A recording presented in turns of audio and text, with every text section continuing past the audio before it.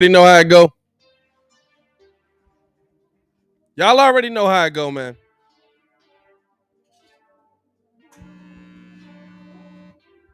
That didn't go well. It's your boy Pat the Designer. Back at it again.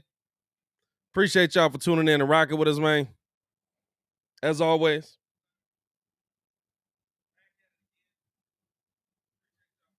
Hit that like button, man. Subscribe to the page. We got a lot to get to today.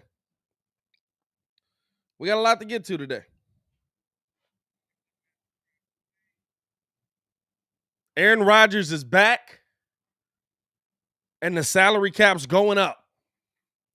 How does that affect what the Bears want to do here?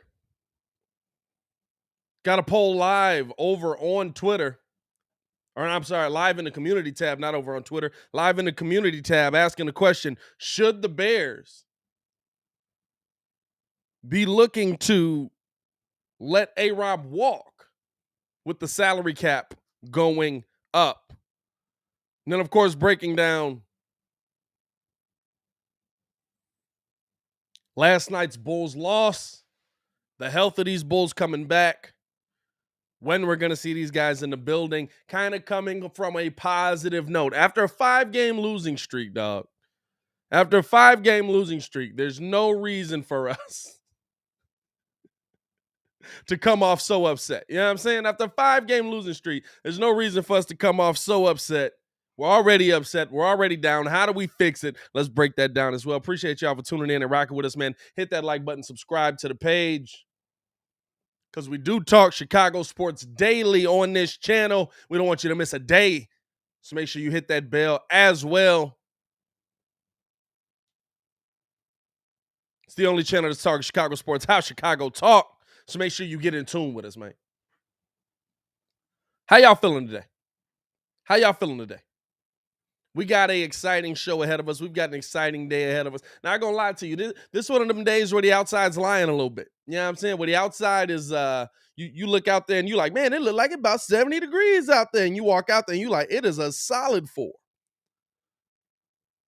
Now it's probably about 30 degrees, but I was a little chilled, is what I'm saying when I walked outside this morning. I was a little chilled when I walked outside, a little bit upset. You know what I'm saying? Not too much, but a little bit upset. Shout out to everybody pulling up. We got Marcus Couch in here early. Clayton in the chat. Everybody in here, hit that like button, subscribe to the page, man. Robert Schwartz in the building. Robert, was good? Torian in the building. Appreciate that love, man. New episode of Locked On Bulls is out now. Go check that out as well. Also, if you're new to the channel, hit that subscribe button. We've got a giveaway happening at 13,000 over here.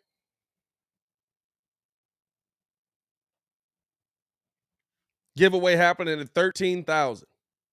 So get in tune with us on that as well. Let's get into this Aaron Rodgers news, right? Let's get into this Aaron Rodgers news a little bit, because it's as a Bears fan, right? You have to really ask yourself,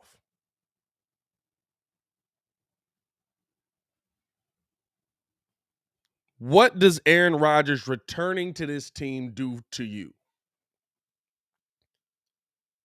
What does Aaron Rodgers returning to the Packers? If you guys haven't heard, the news is out there. Aaron Rodgers returning to the Packers for 4 years, $200 million. $200 million, $153 million guaranteed, making him the highest paid quarterback in the NFL. Now, he is on more of a team-friendly deal because of how much of it is guaranteed.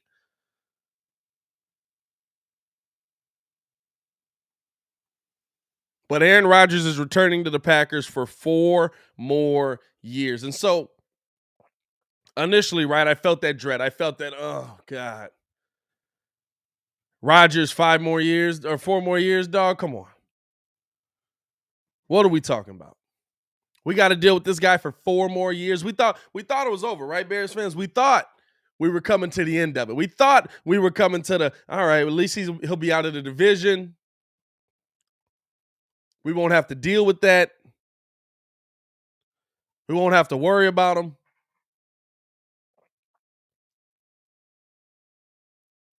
But then it hit me, right? Kind of what we talked about. We've talked about it before on this show. And it might have been on the early morning show as well. But we've talked about it before. How are the Green Bay Packers in our way? Right? How are the Green Bay Packers stopping us from doing what we want to do? The Bears got so many problems here. The Bears have so many issues here. The Bears have shot themselves in the foot so many times here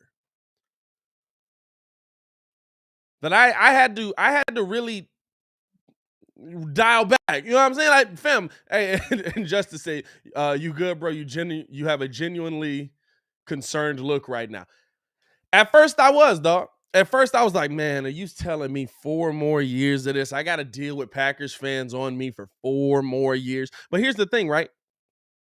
If you fix what you can fix, you don't have to deal with it. If you fix what you can control, you don't have to deal with it. And here's the thing, right? The year that the Bears went, what was that? 18. 18. As we got Stephon and Don entering the building.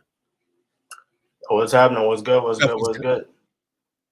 Hold on. Let me see if I can't hear you because I can't hear you, or if I can't hear you because, oh, nope, that's on me.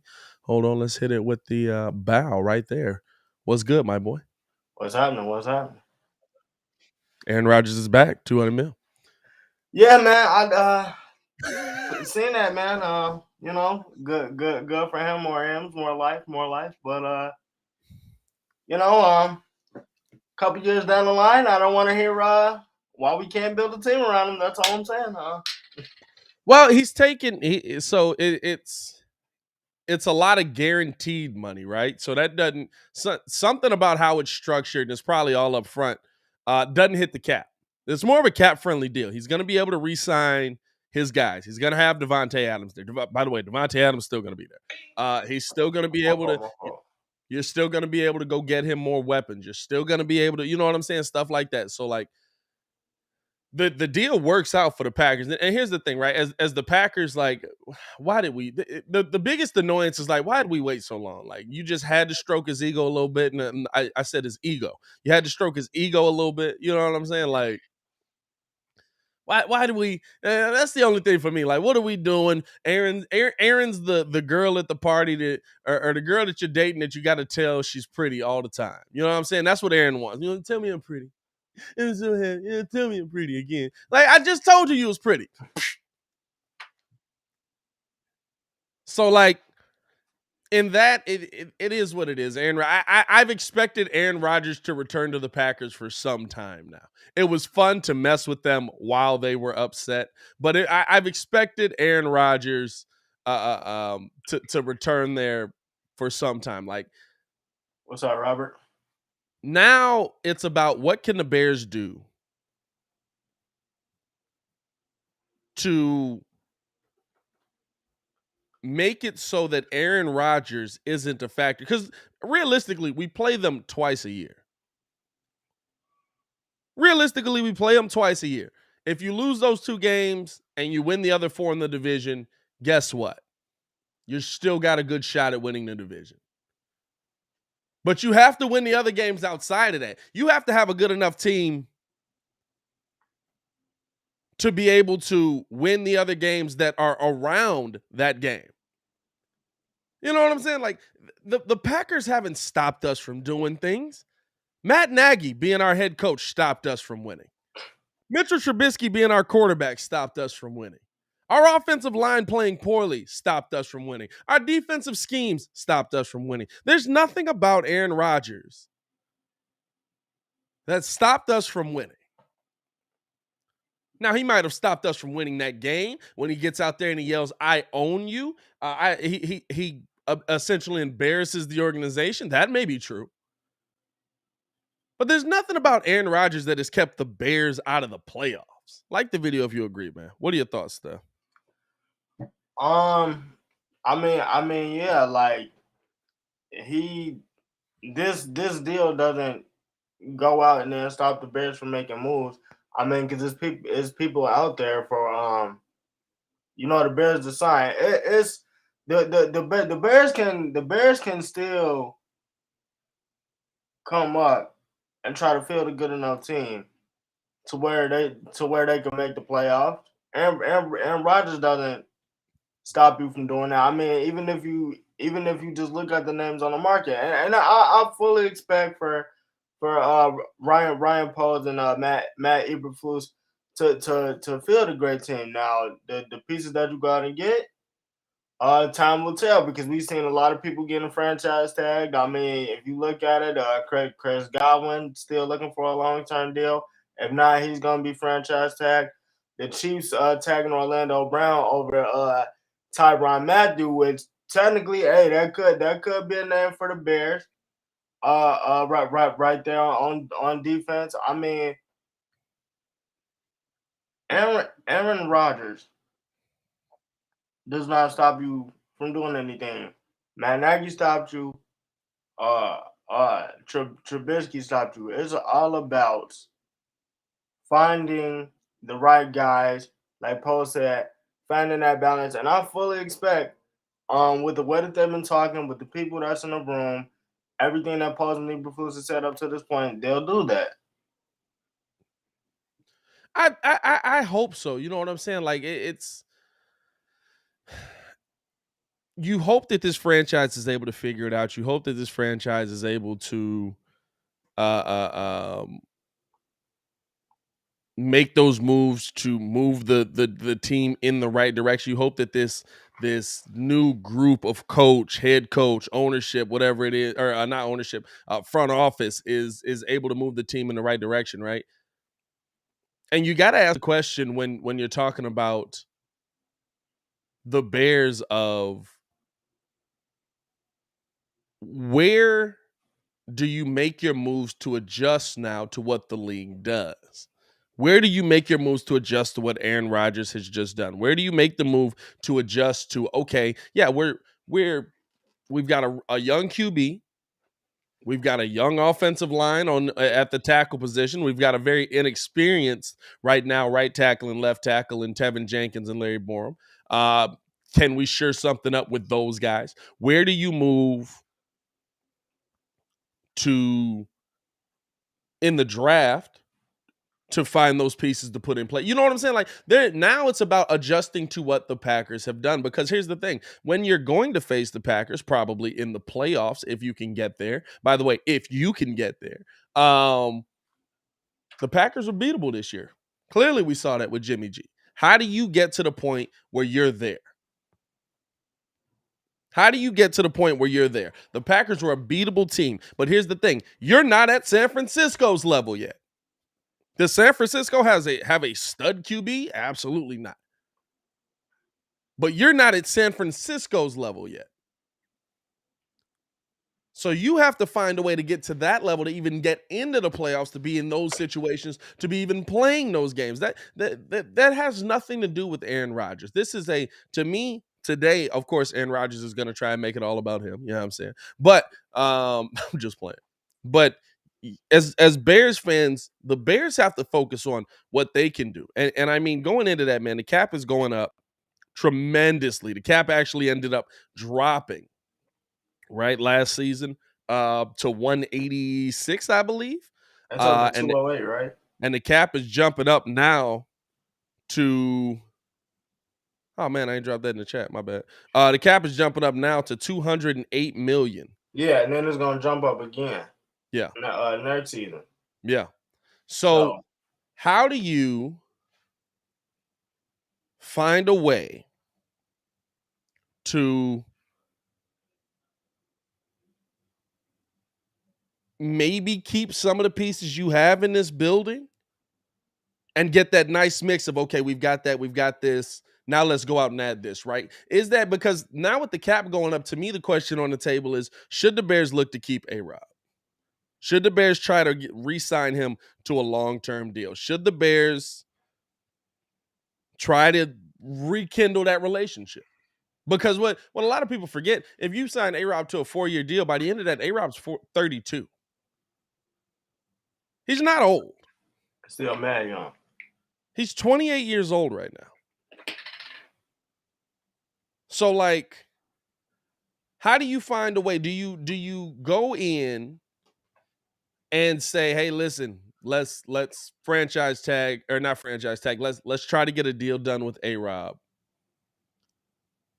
And let's see if we can find some other pieces around it. Because at a minimum, right? At a minimum, you know that he can play consistent if you get him the ball. Mm-hmm. And everything we've seen is that they absolutely worked him out of the game plan. I mean, well, it's like I've been saying when we first brought this up. I mean, if you bring him back, it's all about that constant communication. If I'm the Bears, I sign him to a 3-year, 85 ish. Yeah. Million dollar deal. I think that's a nice enough deal for him. You know, because the cap is going up, so you want some other pieces in the room. I mean, Von Miller has a ton of suitors. I mean, you got some corners on the market. So I mean, you got I mean, what if you do go out and get your left tackle? Because I feel like the Bears have good enough pieces in the room on to me on the O line. You just gotta put them pieces in the right position. If that's moving Tevin Jenkins back to his normal position, you go out and you grab that left tackle. Like that they're not far off. So it's just like I'm gonna take a kid reference. You gotta get these dudes in the room. If you do. You definitely Absolutely got if you do. you definitely got to get him in the room, because like, and I get what a lot of people are saying. Like the interesting thing with this Bears team, right, is that you don't feel that it's like, I can't believe we don't have these guys consistently getting the job done. And so to me, like, is A-Rob consistency? You know, is Tevin Jenkins going to be consistency? Is Justin Fields going to be consistency? That's the Bears' biggest problem. That's the Bears' biggest problem coming into this. There is no consistency with the guys that are in the room here.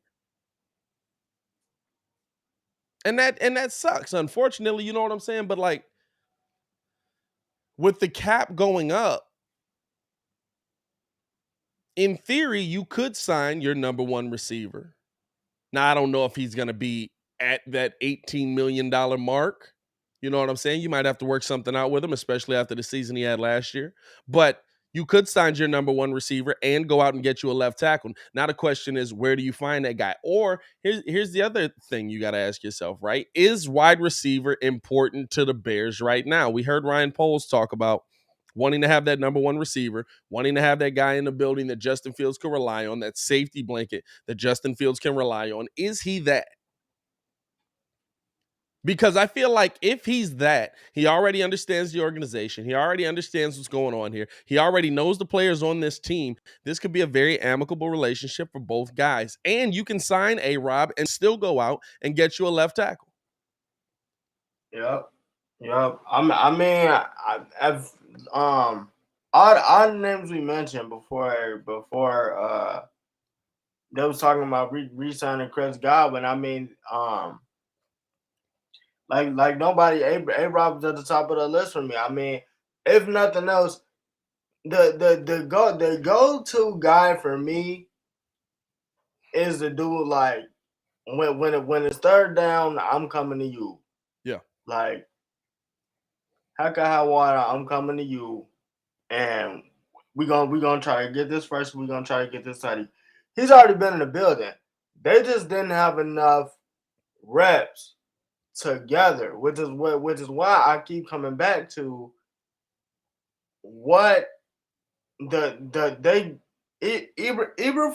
and A-Rob got out of that talk. Like, look, hey, one, are you trying to come back here? If so, yes.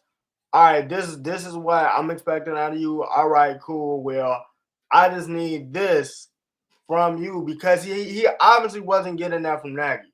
So it's not like it's not like the dude is washed. You know what I'm saying. But at the same time, he was also like the chemistry that he had with Mooney. You would at least expect him to want to see that from A-Rob. John Cooper is a nice option. Again, you miss 100% of the shots you don't take. If they don't go out and re-sign A-Rob, I'm cool with Coop. I'm cool with Coop. Cooper who? Amari Cooper. Oh, Amari Cooper. Oh, I thought you were talking about Cool. Cooper Kupp. I was like, how we gonna get him? Hey, we traded everybody, the janitor's mama. I was Nah, like, the Super Bowl champion? That's the dude you want to go get? nah. Yeah, actually, we do got to distinguish who the real Coop is because it's too many of that going around. But nah, yeah, I would. Hey, look, I mean that's cool, but A-Rob know the system. Number two is if you get Coop in the Well, room, nobody really knows the system. It's an entirely new system. yeah, yeah, that's the thing too. Entirely new system. What my thing is, what is Coop's asking price? I bet pretty much it's gonna be top dollar. Yeah. And rightfully so. Cause Cooper's gonna make it do what it do, but man, I like there's people out there. It just depends on what you want to do. He talked about that balance. So the question is, what is that balance going to be, and what is that going to look like? I pay Coop in a heartbeat, but A-Rob is the obvious choice because he's been in the building. Yeah. No, I agree. Yeah, y'all not wrong on that. And I think that here's the thing, right? You're also dealing with the best of this situation. Are the Bears in a situation where they have that option? Are the Bears in a situation where they have the option of Cooper Kupp? Are the Bears in a situation where they have the option of going out and finding somebody outside of this organization? Or is Allen Robinson the best that you can do, right? Because to me, I look at this as, okay, hey, I can get a receiver in the building that's already in the building, already understands what's happening, already understands how this team works. And he's here. He's seen this. He understands the organization. He understands Justin Fields. He understands, you know what I'm saying? Like that does come into account in this situation because you're talking about a guy right now who you're bringing in and is completely new, hasn't worked with your quarterback right now, hasn't worked with, and listen, that still could be the case, right? We saw Justin Fields go to Darnell Mooney heavily when Allen Robinson was on the field, and that's what kind of drew the attention away from A-Rod. Now all of a sudden Matt Nagy kind of takes him out of the game plan. You know what I'm saying? Doesn't allow him to work in the game plan with this team. 65 targets, y'all. He went from over 100 targets a year to 65 targets. And you got to remember, Amari Cooper got 3 more than that. Yeah, and here's the thing, Amari right? Cooper got 3 more than that. We're basing our viewpoint of Coop off of what, last season? Yeah, and the thing, you absolutely right about that. And the thing that I want people to realize is one, me and Pat been going back and forth about this since Saquon got drafted about, hey, offensive line play this, offensive line play this. Now, the Dallas Cowboys got a top 5 offensive line. Somebody mama could run with that offensive line. The way it be But apparently not Ezekiel Elliott. Like, hey, listen, that's on them. That's on them. The reason, but before y'all like super quick to write out Coop, just remember nobody knew that Tony Pollard was gonna be like this, and if you did, you lying. But Pollard emerged in the offense. Prescott went to CeeDee Lamb. Yeah. More than he went to Coop. So Yeah. so Coop wasn't getting the ball honestly in that respect. And Because it's about what Justin wants as well, right? It's about, hey, listen, Justin, do you want to yeah. work with A-Rob? Do you think that A-Rob is a guy that's going to work? Like at now, here's the thing, right? Whether young or not, you have made the decision to build around this young kid. You have to acquiesce to some of his decisions. If he wants to work with an Amari Cooper, if he wants to work with, you know what I'm saying? Like if Cooper comes in here and he was a legitimate number one, why has he become the third option? Right? Like if you're the Well, number one, you don't become the third option. No matter who goes to the Green Bay Packers, Devontae Adams is option number one. That's something that you got to think about. That's something that you have to say, hey, listen, that's a hey, real you are dealing concern with there. Like, Jerry Jones though. you said what? You are dealing with Jerry. Well, no, it's not even that though. It's I mean, you're talking about Coop Jerry do be having a lot to play with yeah, the but you're road. talking about Coop going from being your number one wide receiver to a rookie wide receiver who's a very good one, very dominant. You know what I'm saying? Nothing against CD Lamb, but to Second year.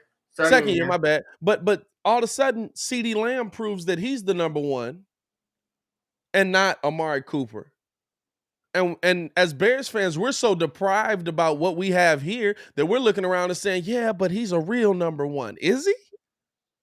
Yeah, but I'm not finna say like I mean, if that's just his, because he wasn't hurt. He played he was he wasn't hurt. He wasn't really injured. He played. It was 17 games last year. He played 15. Yeah. I'm like, it just got to be a communication issue with them because I don't believe that he just finna up and just stop going to him for no reason.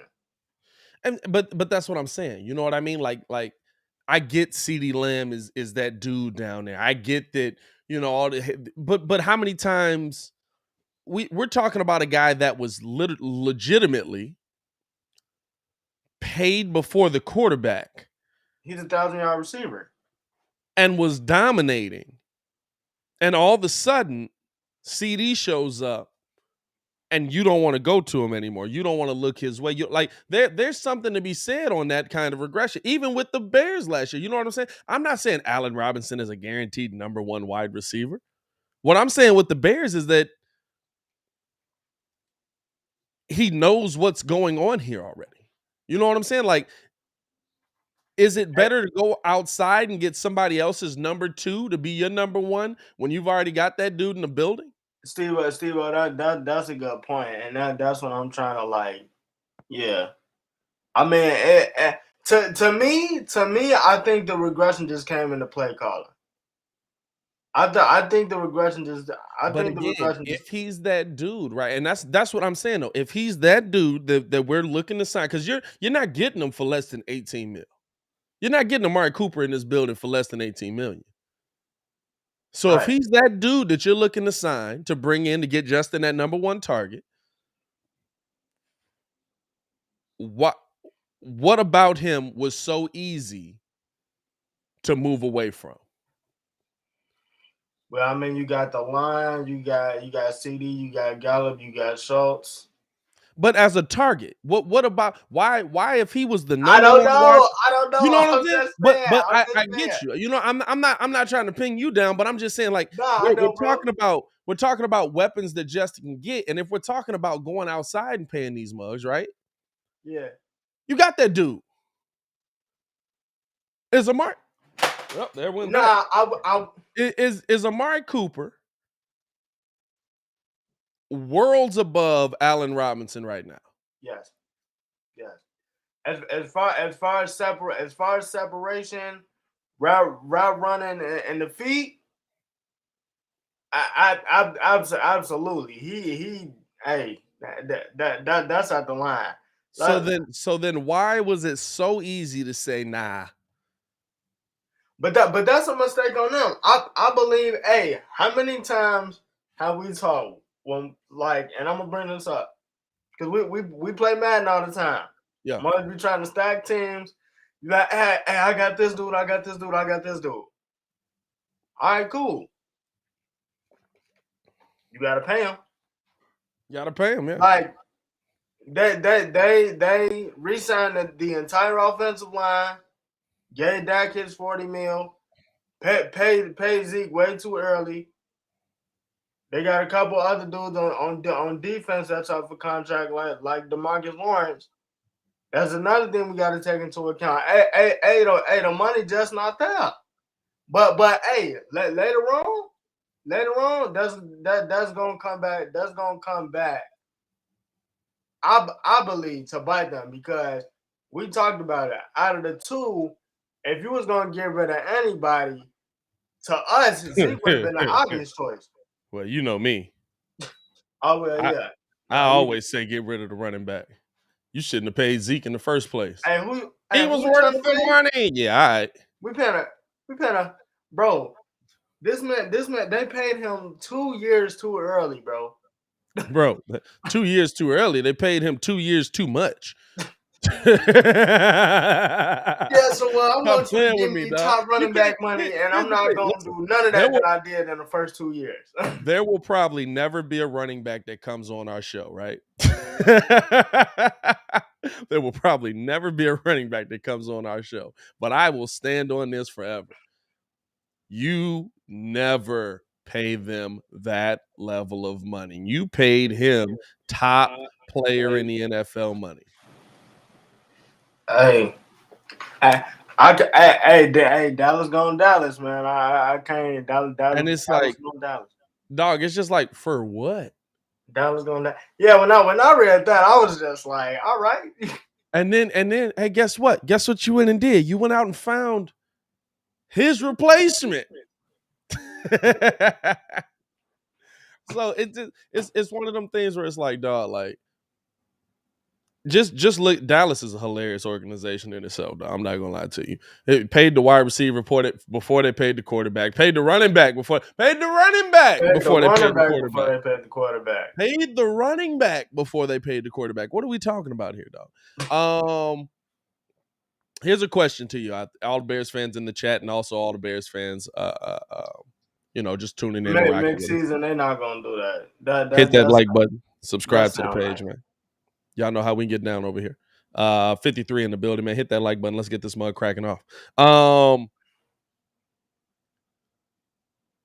We've talked about all of these weapons, right? We've talked about what the Bears have and what they need. With where the Bears are now, with the players, I mean, we're talking about going to get a weapon and possibly a alignment. Would you rather see the Bears trade up to try and go get a legitimate weapon, trade out of the second round to go to the first? Now, it would be very similar to what we saw from Ryan Pace, but would you rather see them trade up or trade back stockpile picks because apparently they like what's at the end of this draft? Honestly, I want them to stay where they at, and the only reason why I say I want them to stay where they at, and look, I know we haven't did the like the draft clips yet, and I know that's coming, and Muggs is like tripping off these 40 times. Oh yeah, I'm working on it today, and sending these videos. Look, I'm watching right with y'all, but y'all gotta understand the mugs that y'all sending us is at the top of the draft. If the Bears trade, name might drop though. Man, what's that dude name? Olave? With the G. No, with the G. Olave not dropping. Huh? George Pickens? George Pickens might drop. Maybe. It just depends. Fam, you know somebody gonna take a surprise quarterback in this mug. We're gonna be like, oh well, they need wide receiver help there as well. It's gonna be Kenny Pickett with the 2 gloves, bro. Which, hey, bro, like I told Pat, somebody finna be like, and a white guy from Nowheresville State coming down. Hey, bro, listen, it's too much. It's 2 bugs I don't trust on the field of the court. You got high socks, I don't trust you. What you doing with that? You got 2 gloves. Oh yeah, nah, you out here. Something is wrong with you. I don't know what it is yet. You're a different breed. You just a different breed. 2 Yeah, gloves, you're a I don't different like breed. that. I don't trust it. Nah. But I think Kenny Pickett is gonna be, I think, possibly the first to go. I like Malik Willis. By the way, shout out to Malik Willis because that was a dope story coming from the Nike event. Saw a homeless girl, and then his agent gave him like some brand new like Nike clothes, like the Nike clothes. He just gave it to her. Oh, is that who that was? Yeah, that was Malik Willis. They didn't say no name when I had seen the story. They was just like draft pick possibility gives away his clothes, and I was like, dang, my man's ain't got no name. We can't figure out. Like, we can see him. I was like, where the pick at? I'm like, oh, this is Malik Willis. But nah, Malik Willis will probably be the first person to go. But it just depends on if the Bears do draft back into the first round, where's that pick gonna be? Because there's a lot of like, look, Evan Neal, Aiden Hutchinson, and Nikwe. All them do is that this offensive line talent at the top of the draft is just ridiculous. Like the 40 speeds for them tackles. Yeah. With the way that they're looking, is just them is wild. I don't know what's going on with that. Fam, what's his name? The one dude, who was it? I don't know none of that was Evan Neal. He ran a faster 40 time than Patrick Mahomes. Fam, that was Evan Neal. But Buddy is scary. Buddy is built like Aaron Donald, but on the offensive line. That man is scary. Hey, bro, all you gotta do just run the ball behind me. Bro. All right, hike, move. Bro. Yeah, you might have to throw me. Hey, he like, what's his name, bro? That man said, what'd he say in the Blind Side? He needed to take a seat. He needed to go back to the bus. Yeah, he needed to go back to the bus. That's that dude right there. That's who you got blocking for you in front of you right there, dog. Chill out. Relax, brother. Hey, man. God. But yeah. It's interesting to me, right? Because I look at this, right? Is there a player, if you're going to find somebody at the line in free agency, is there a player worth trading up for at receiver that you know is going to replace whatever that player might be that you want to go get instead of an Amari Cooper, instead of a Allen Robinson, instead of a, some of this receiver talent that's out here? Is there a player on this team that you would rather see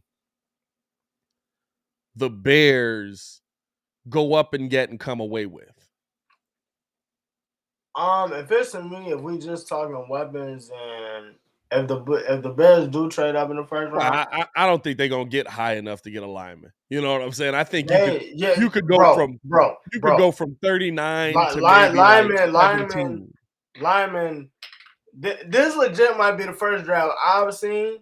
Yeah, where it's like 3 linemen taken within the first 3 picks, and I mean not 3 picks, but like 10 picks, and I wouldn't be upset about it. Yeah. But yeah, if it was me, I would probably say it. If they do it, it would have to be George Pickens for me. I do still got some questions about bro, but because Drake London, by all accounts, they say going to the Jets. I know the Jets need a receiver. Yeah. But to me, George Pickens would have to be the answer. Do they get that done? I'm not sure, but it's like it's at the top of the draft. It's legit gonna be like, yo, once Chris Olave, you help him and Justin cut. See, but that's the thing. They did that already. Yeah. You know what I'm saying? Like it's been done already. So don't expect that to be replicated just because they played together. Yeah. Like Chris Olave not Jamar Chase. That's the part I need Bears fans to get. Like, hey. Jamar Chase is also an all-time great at LSU. Like, this is how cold he is, right? Jamar Chase sat out the year and still got drafted where they said he was going to get drafted, which I think was what, number 4? Stop playing. Something like that. Yeah, something like that. Yeah, ridiculous. And he was like, hey, yeah, I just got enough tape from my junior season. I don't really need to do nothing else. And then went to a Super Bowl the next year. Yeah, I mean, what are we talking about? Like I need Muzz to understand. I like Chris Olave. I think that he's nice. If the Bears did trade up, I would think that's probably where you would the person you try to get. You know what I'm saying? But let's be real here. That's not Jamar Chase. There's Jamar. No, here's the question, right? Here's the question, and Coach T in the chat as well. Shout out to Coach T. Here's the question you got to ask yourself, right? Is Chris Olave head and shoulders above second and third round talent in this draft? I mean, he nice. There's second and third round talent in this draft that's gonna be nice. You know what I'm saying? That's how I'm going into this. Like, is he a God Coach T was good, by the way, Brody? You know what I'm saying? Is he a God first round talent? See, that's the thing. I don't know. All right. He's the best of a bunch of dudes that you're like, he nice. He nice too. He's nice too. I like that. But he probably the best looking, but like all of y'all are nice. Hey, what's that one TikTok? I like you. You get a cupcake. I like you. You get a cupcake. Like, and that's really what it is. Hey, Drake, I'm not gonna lie. It's a lot of right and Coach T, that's my thing. I want y'all to understand this. We not tripping off 40. Well, at least I'm not tripping off no 40 times. No, I'm tripping off some of these 40 times. If you, I'm just talking about. I know a lot of times. I'm just talking about at the front. I'm talking about. I know a lot of times you don't get to see them because like don't nobody really run straight like that. But some of these 40 times wild. Hey, these 40 times is wild. Because who was Buddy yesterday? See, this is the thing, right? I'm terrible with the draft. Who's Buddy yesterday? Technically, he ran a 4.1 when his foot. I know that was Tyquan Thornton. Hey, listen. That was Tyquan Thornton, and then they changed it. And he ran a 4.2. He technically they changed it to a 4.3, but he technically, when his foot crossed the line, would have run a 4.03, and he absolutely would have been the fastest man on earth. They was like, hey, these Usain Bolt numbers. Get that off the screen. Let that man drop. Let that man drop. It's just, I wanted to have that conversation because to me, like, is there enough late round talent, right, that the Bears are going to, because you're not, listen, Bears fans, at the same time, you're not going to go out there and draft nothing but wide receivers. So now you're asking yourself, okay, do we need another tight end? Is there some tight end help there? Do you trust what Cole Kmet can become? Or do you I trust Cole. Or do they think I think Cole's serviceable at this point? You know what I'm saying? He's not a top tight end. He's probably not your end zone target, which is sad, but he's serviceable to get you up and down the field, right? We saw that last season. Are you looking at a lineman late in that to try and back up what you're doing? Are you looking for a center late in there? You know what I'm saying? Are you like you're not gonna just go wide receiver at that position. You're gonna try and find those linemen. You're gonna try and find those defensive linemen. You're gonna try and find those DBs because you got nobody to stand next to Jalen Johnson. You think you might have somebody. You don't. But you really don't have nobody. You don't. You know what I'm saying? So you have to figure out a lot of pieces. You still don't got nobody to stand next to Eddie Jackson, and you don't even know anymore if Eddie Jackson's that dude. Real talk, Eddie Jackson might be in trouble this offseason with how Eberflus is coming in. You not touching people when they down. You're not going to just put your hand on them. You did that beginning of the season and end of the season. That's what you know what I'm saying. So like, there's gonna be. Is there enough when you're drafting back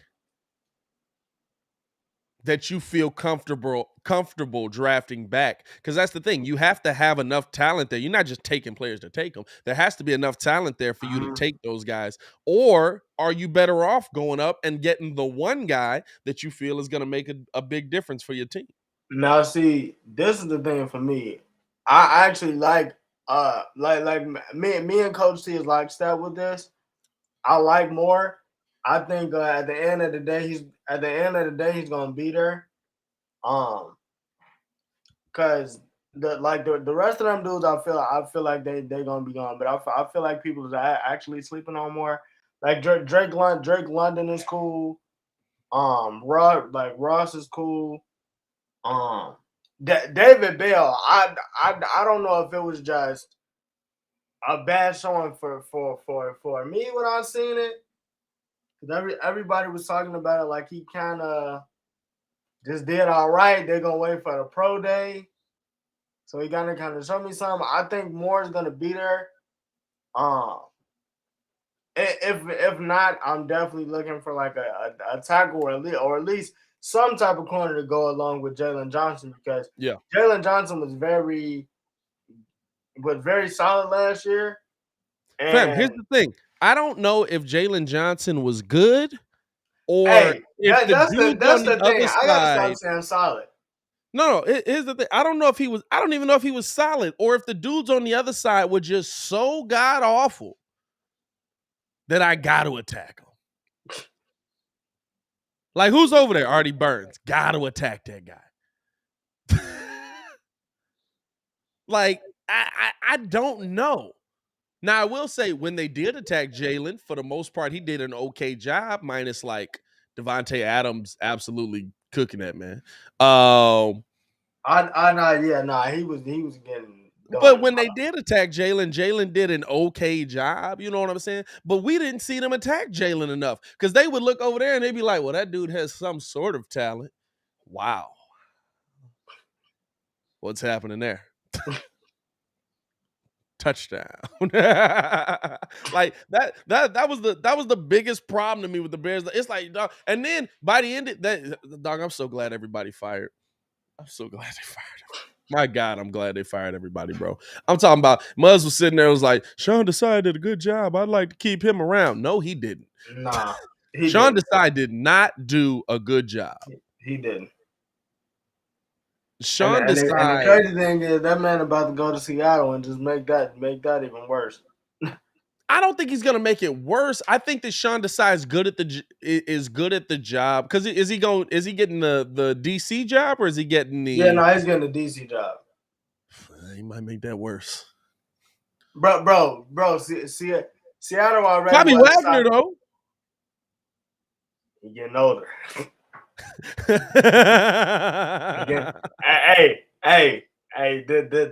this not the same. Hey, he gonna give you them 100 tackles. Hey, he gonna get you that fumble on Madden. That's all I know. Hey. Next gen, yes. Current, no. But see, Baki, this is the reason why I say that you have to have the question, right? We got to see Thomas Graham when everybody got COVID. And Thomas Graham came in, and guess what? The kid actually could play a little bit. You know who couldn't play? Artie Burns. So you're telling me that you watched this kid on the practice squad every day and was like, nah, yeah, we're going to stick with Artie. You're fired. So glad they got them out of here. Dog, that's it. Russ, run. That defense is not going to keep you off the field, my boy. Oh, God. I just had a flashback. Like, last year was that bad, dog. Good Lord. Offensive guard or corner with 39. If nothing is there, trade back for something, a 50-something and an 80-something. I mean, I'm not mad. I'm not mad at that take. I think something's gonna be there though. You may trade. What if you trade up in the second round though?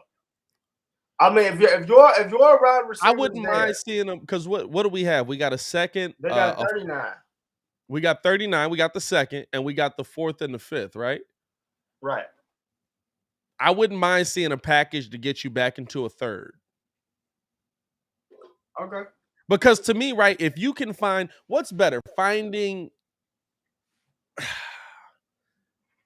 that's an interesting question. Now, what would you rather see the Bears come out of this draft with? One major player in that second round that's going to be a big player for you, and a bunch of glue guys, or just a couple of major players? Because I don't know how Poles does late rounds. You know what I'm saying? Now, I will say that Poles, at a minimum, has been on a team where he's done nothing but find picks for late round draft picks, right?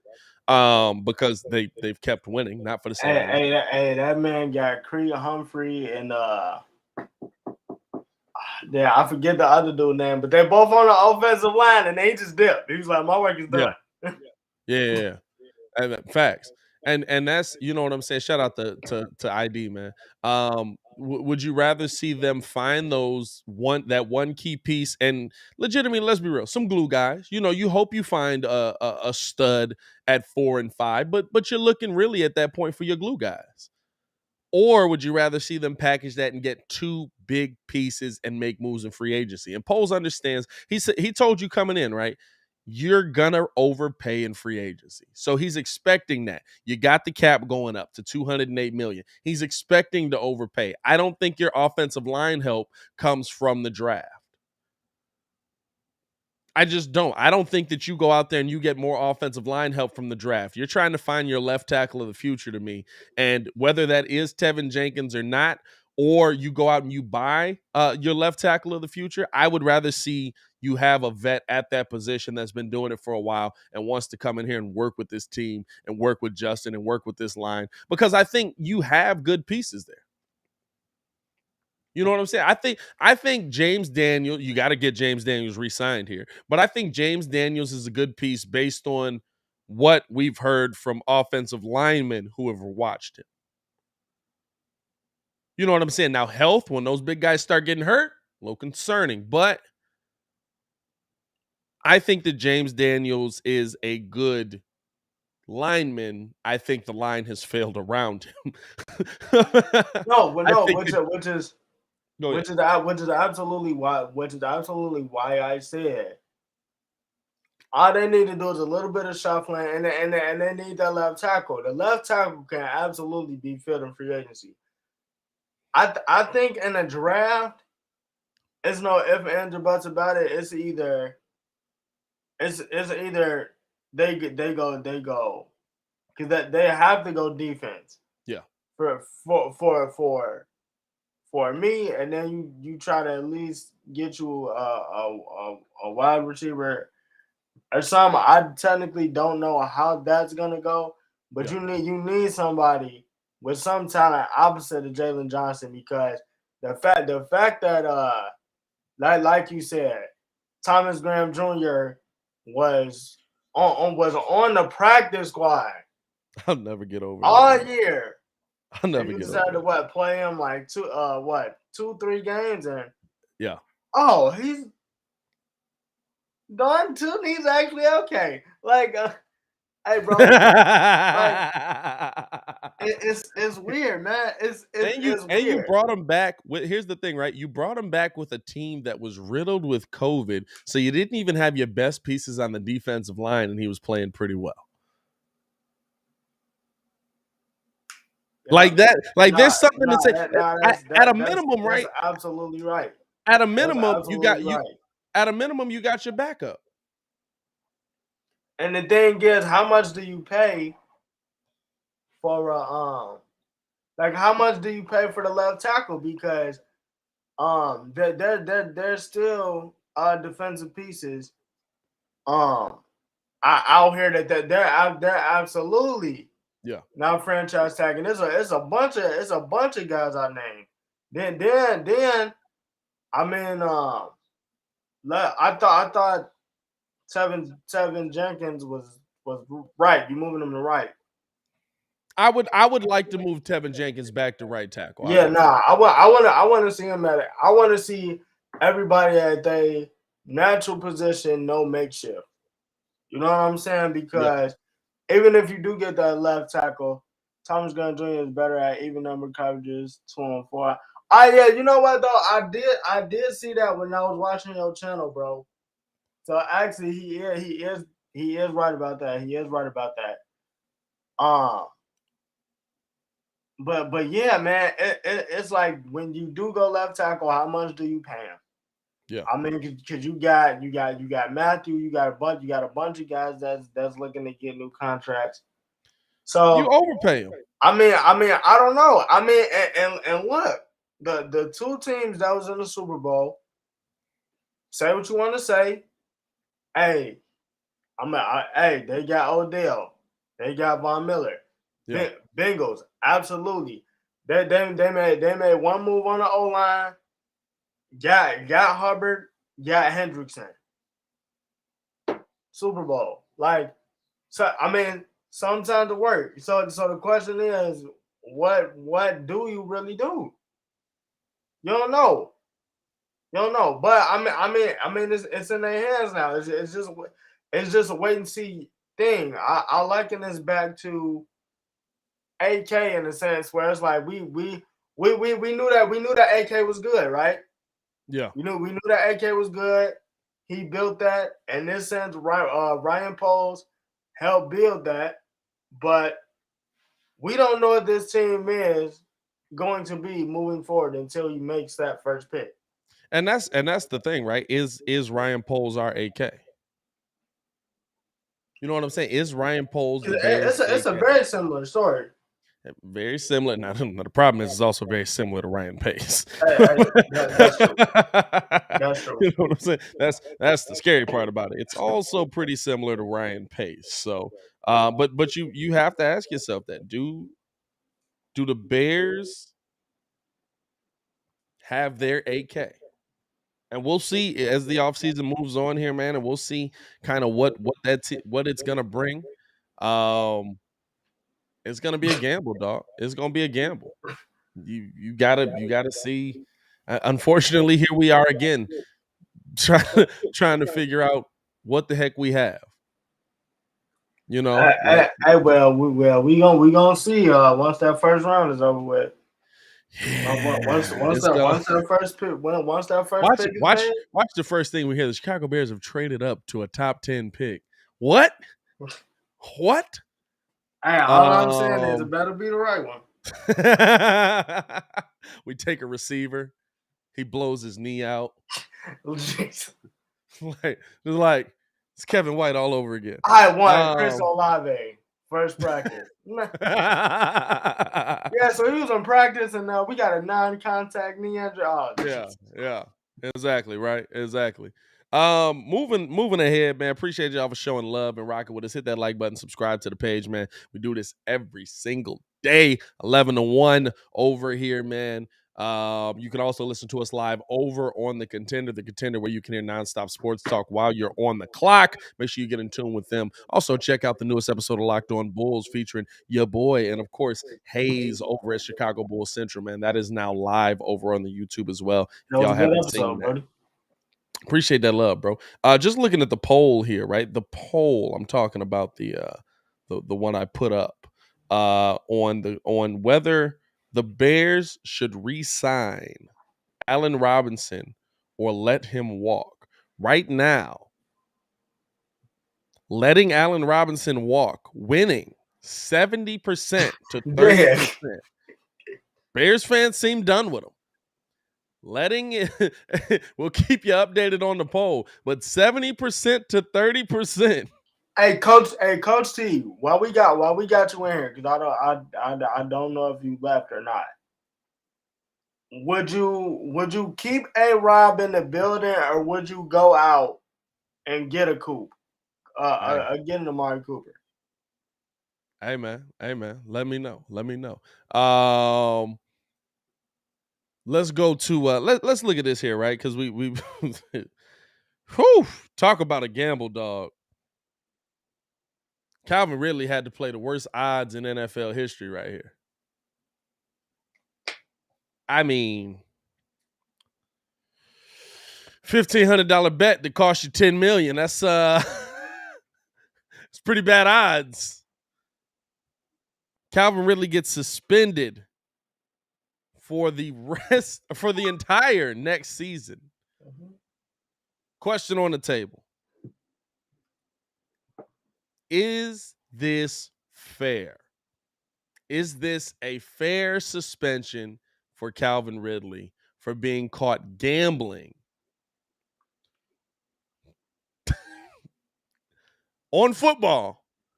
Basically lost 118 parlay, and the NFL has suspended him for the entire next season. It's going to cost him about $10 million contract that he would have had.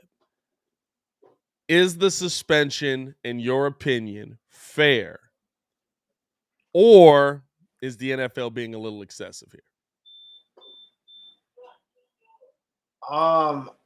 I think that the suspension the suspension is a little excessive. I'm not gonna lie. The suspension is a little excessive. I don't like what he came out and said though. Like he I don't know. In my opinion, he being kind of Ain't dumb no way I'm about it. snitching on myself, by the way. You said what? I say, ain't no way I'm snitching on myself. That man I came out and was just yeah. like, yeah, I did it. And I'm glad I did. Like, what? Dog? What are you doing? Like, bro, he was big. Like, yeah, I did it, but I mean, you just gotta remember, I'm gonna be the healthiest mug out there next season. Like, what, bro? Like, this. What are you talking about? I don't know. I just think I kind of figured this was gonna come into effect. I just didn't know how long it was gonna take. I mean, you got mugs betting on the games all the time. I'm pretty sure he's not the only one. yeah, he's definitely not the only one that's He's definitely not the only one. Like let's not do this. Here's the thing, right? One, he's the example though. I'll say I'm all for you getting suspended just for being that dumb. Signs up with an app. These apps have deals in place with the NFL where they have to let the league know if your name comes across their docket. And the entire goofy, bro. Yeah, that's like legit every app though. He should be suspended a year just for that. But here's my thing, right? I don't think that the punishment is too much because you have to set an example. Now, do I think that he was the betting on the fact? He already said he wasn't betting on the Falcons. He wasn't doing any of that. He wasn't messing. You know what I'm saying? He wasn't doing any of the, like, he's the reason. Because that's what I thought, right? That's what I thought. The first thing I saw was, oh, this man was betting on the Falcons to lose and took himself off the team. But immediately that's why I said I didn't read the full story, because remember he was like they was like, yo, he's just out for like mental health stuff. Yeah. And then when the story came out, I immediately thought, oh, so he was out and he was just betting on the Falcons. He's betting on the Falcons to lose. That's what I thought first time I saw it too. But to me, right, you have to drop the suspension. You have to give him that level of suspension to try and deter people from doing it in that way, right? Because if all of a sudden, oh, a little slap on the wrist, 2 games. Now Mud's gonna be like, oh, okay. 2 games for this? Hey, man, 2 games for that? I'll take 2 games if I can make bread. Guess what I'm gonna do? I'm gonna bet on me. Or I'm gonna bet against us because I know my team is trash. You know what I'm saying? Like, I understand the setting of the example. So even that, and the other thing is too, again, it's just dumb. Your CBA agreed to this. Your CBA went in and said, no, we're not going to allow these players can't play. Like, you knew the rules. If the rules are in place, and it's not like Roger Goodell's making up a suspension.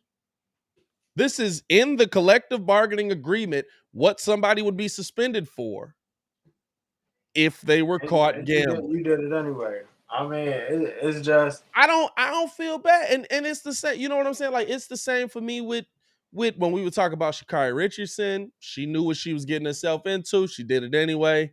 You hate to see it. Even with the chick that got in this year, I absolutely felt like she shouldn't have been able to compete. I don't care how young you is. You cheated, you ain't getting in there. You know what I'm saying? How long was Shorty do? The little Russian chick that was she Russian? Oh, The little Russian figure skater. yeah, you know what I'm saying? Nah. Imagine a starting punt returner betting on games. But like I have no problems with how the NFL handled this personally.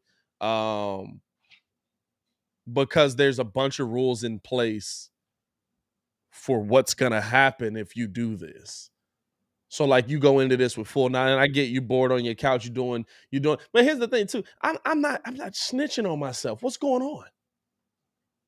Bro, Buddy was big proud of it. I'm not snitching on myself either. I'm like, now listen, the NFL might still kill me, but I'm gonna be like, nah. I gave my brother my phone. He just signed up under my. Also, you signed up with your name, dog. I would have been Rondell Barber the third in this mug. Stop playing with me. Like, there's no way I'm signing up with my real name either. Hey man, if that's the case, man. Hey, if I do it, call me James St. Patrick, bro, or my main phone. This is a burner phone. You couldn't even use the bat phone. And this is the thing, right? Couldn't even use the bat phone, bro. This is the thing. You have to look at him like, hey, how dumb are you that you didn't even use somebody else's phone in the crib? Like, there's so much you could have done. There's so many other options. You could have done it on a computer. You know what I'm saying, dog? I was flabbergasted by Buddy. I was like, dog, you deserve a year just for not having enough street smarts. Just for being dumb. You know what I'm saying? Just for being dumb. Damian says, Pat, you got to be kidding me if you think that's fair. We've had players who commit crimes way worse and get a slap on the wrist, cough, cough, Big Ben, AB, Tom Brady, Ray Rice. Again, this is in the rule book. This is in the rule book. It's not Roger Goodell saying, oh my God, this dude gets a year because we need to make an example of him. This is what the players agreed to.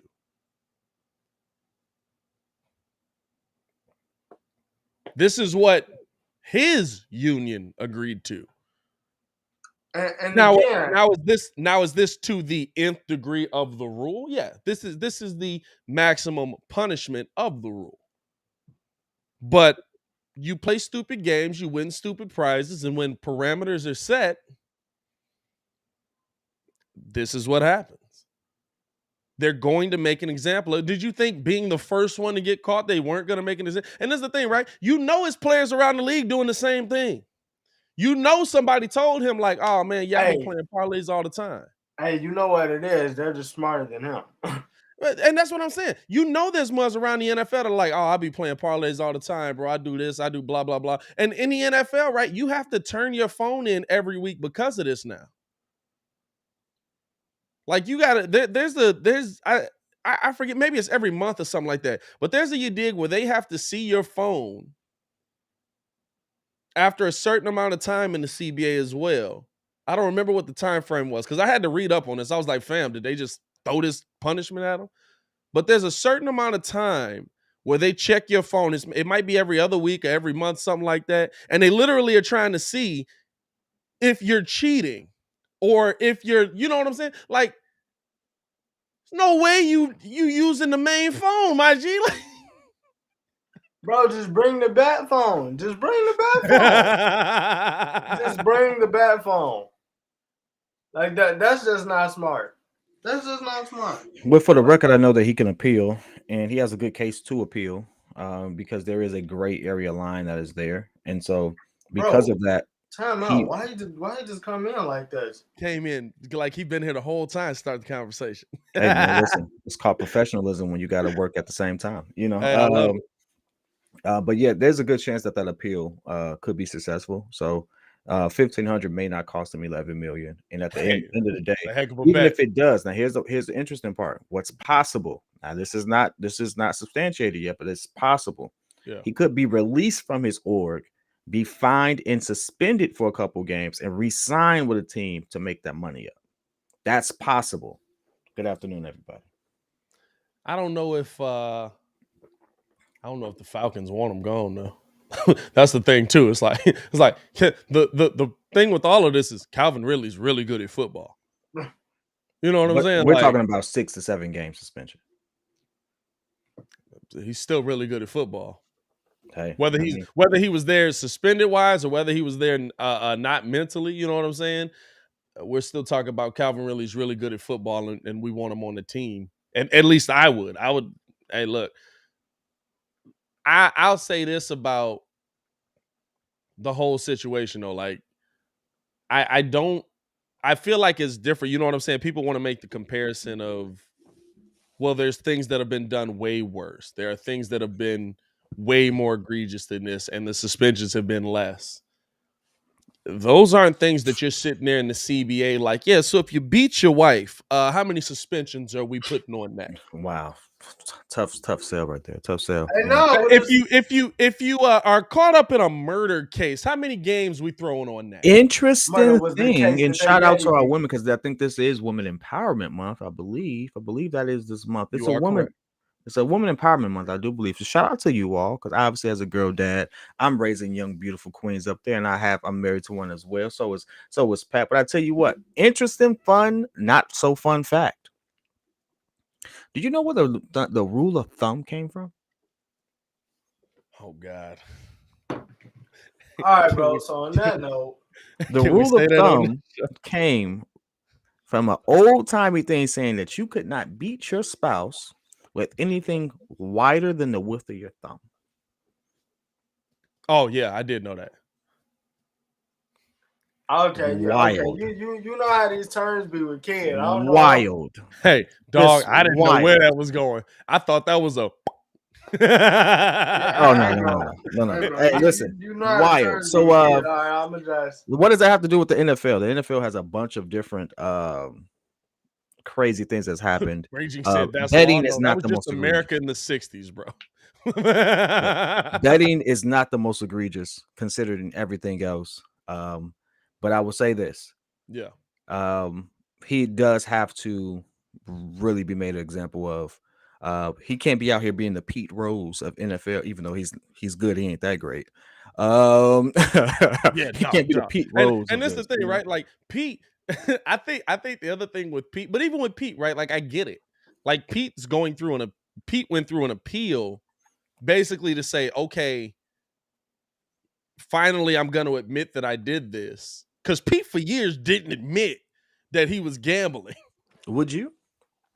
No, I said, Calvin, you're dumb, dog. That man came out and just was like, yeah, it was me. I did it. Stop playing with me. You know what I'm saying? Like, man, uses an actual name. Hey, you don't got to double down on it. Like, my name is Calvin Bartholomew Ridley. Because you can bet on team. You can bet on games if you're not on a roster. You can bet on games if you're not on a roster, but he's actively on a roster.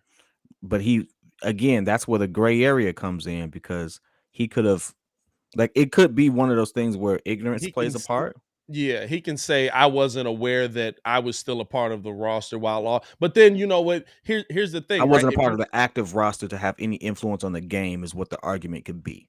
But here's the thing, even with that, you know what I'm saying? Like if you're gonna say that, right? Okay, now guys on IR can bet on the game. Now guys there's still that have that. It's not to say that he's going to successfully do it. Yeah, it's to say that that's because of that reasoning, the penalties may not be as harsh. Potentially, you're looking for leniency. You're looking for them to lean his way, and I think because realistically, it's one of those things where look at the overall reception of it. Everyone's like, yeah, but check this. Like because of that, he may be granted that, to be honest with you. Now, mind you, this is all subjective right there. Like none of this, no matter who's talking about it right now, nobody knows for sure. So even if you go on First Take, ESPN, them guys don't know. Well, you don't. Any Here's more the than thing. we know. Here's the thing, right? You don't know the outcome. The problem is, he did it. Mm-hmm. He doubled down and said he did it.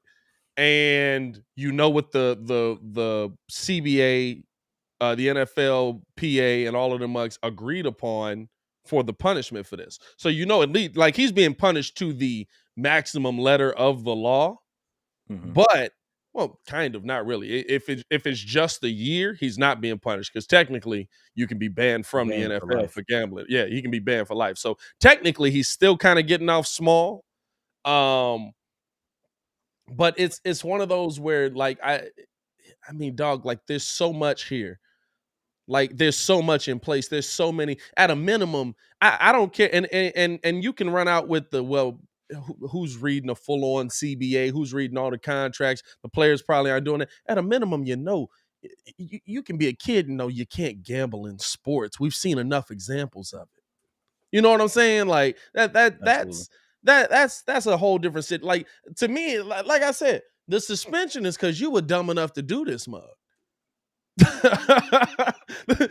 The suspension to me is because you were just like, hey man, I'm gonna use my phone in my crib, and on these gambling sites, dog, you have to give your location to even get in there. You know what I'm saying? You have to give your location to even get on the app. So they know where your crib is at. Like there's so much information you got to give to get on one of these betting apps. I just don't know why he gave his name. Like I said, and again, oh, go ahead, Steph. Nah. I said I don't know why he gave his full name. I would have clearly told them I was James St. Patrick. No, this is the thing. No, you have to provide ID. Yeah, you have to give a driver's license and a social security number to get on these apps. Yeah, they have to do that. But see, even then, like I was telling Pat, why just not bring the bat phone? If they check the phone, just bring the bat phone. Here's the thing: you're mentioning somebody else's name, right? Like even now that's illegal, by the way. Now here's what you need to understand: that's illegal. Yes, and that also shows that you're very aware of the fact that you're not supposed to do that. So now it looks like you're avoiding or trying to circumvent something to place money or place bets. That is highly illegal. Now, for him to sit he's much better off playing the I really didn't understand role as opposed to I gave him a fake name to do that. That means not only were you aware, you fully knew the consequences, and that's where you definitively get banned. So here's the thing though. My wife gambles on the game, right? She got my bank account. All you need, or girlfriend, whatever, you know what I'm saying? Like, hey, baby, put $100,000 on the Falcons tonight to get this dub. I'm going off for 6 tutties. I could live with that. That's called a mule. You can't do that. I didn't say it was legal. but here's my thing, right? I know there's dudes betting in the NFL on these games. Here's the thing. I know dudes that we hold in high regard that had gambling issues. Oh, Michael Jordan. You telling me Michael Jordan never bet on a Bulls game? I never bet on a Bulls game. I'm not buying it. Hey, Mike, what you going for tonight? 50. And he drops 50. Hey, listen. I love this comment. Can't trace 1,500 like that. Let me tell you something. As someone who's worked in banking, as someone who's worked in these organizations that are trying to really change, like fintech organizations for sure, they can track you down to the penny. Yeah, they could trace anything. They can track you. Like the NFL doesn't have to do much. And first of all, it's the NFL. It's one of the most successful businesses in America. And it's in bed with now probably the second most successful business in America in these gambling websites. Not only can they track it, they will have no problem spending the money to do so. Trust me, they can track you down to the penny. You used your debit card this morning to buy some coffee? I know exactly where you were, what time, I know how much you spent, and based off of some camera footage, tell you what you were wearing when you bought it. That's not scary at all. It's not scary at all, but guess what? It takes 10 minutes. It really does. It don't take long at all. Fact. That's a fact. It's and here's the thing, right? It again going back, and I hate to just like the gambling sites have to report you if they see your name. That's in the agreement with the NFL. Like they're not going to jeopardize their contract with a multi-billion-dollar organization to not be snitching on you. Like you there's so and there's so many steps you got to go through, and you're telling me at no point in this did you think, man, this might not be a good idea. Now once, like this, you have to go through quite a process to sign up with a lot of this stuff. At no point did you think, man, this might be a tough idea right here, dog. Nah, 1,500 is very easy to track, dog. I mean, hey, listen, I just hope you're never in a situation where you have something at risk and you believe that. Yeah. Because if you're ever in a situation where you believe that and you have something substantial to lose, I pray for the outcome, brother. Because I'm telling you, it ain't as sweet as you think it is. And here's the thing. What Pat is saying in regards to the integrity of the game is true. The NFL has these rules in there for a reason. They are highly enforceable, and they for a reason. Yeah. Billions of dollars get spent on these gambling sites. So if you are a player who has the potential to impact a game, they are going to it's billions of dollars. Now again, here's my thing. That Draymond Green thing with the Warriors is still causing a headache for people. No bookie? But even bookies, they keep records. Yeah, but a bookie isn't in bed with the NFL. You don't got to report him. You know what I'm saying? Like you get an offshore dude, just be like, hey, Kenny. I'm sure there's a way to do it, Pat. But I mean, at the same time, again, we're talking about it as if this man was fully aware and was doing it trying to be sneaky. He clearly wasn't fully aware. He wasn't trying to be sneaky. Now I will say this, right? It's so. Does ignorance get you out of it? Hopefully. You know what I'm saying? Does ignorance get you out of it? Because like it's so in your face, oh my God, that it had to be a little bit of like, maybe he didn't know, or he knows going in, his excuse is I didn't know, and he thinks that can get him out of, you know what I'm saying? Like, I didn't know. The most effective crimes are the ones that are so audacious that you don't believe it's real. Tell the truth. If I sat here and said something stupid, mad, wild, you'd be like, ain't no way he did that intentionally. Like you would doubt it so much because it's just stupid. In this case, the only reason why we can sit here and say he had to not know is because it's so stupid. It's so dumb. It's so dumb. Like you gotta agree with that. It's so stupid that you like, nah, dog, you really ain't think that through at all, huh?